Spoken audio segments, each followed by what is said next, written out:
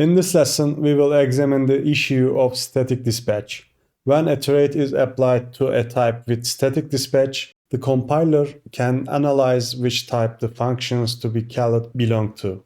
In this way, the compiler produces faster and more efficient code output. This is reflected in performance at runtime. With static dispatch, there are cost benefits as the types to be executed are known at compile time. Let's demonstrate this by creating an example trait and struct.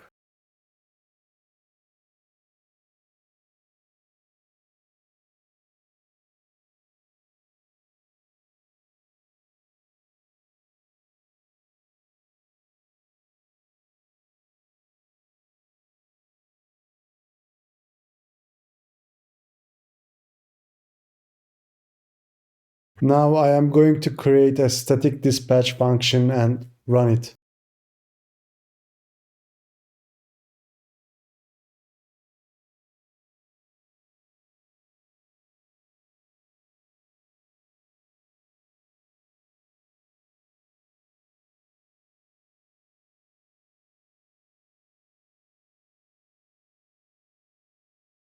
Here, since it is known at compile time that the shape trait is integrated into the struct named square, the function is enabled to work because the area function was contained within the shape trait.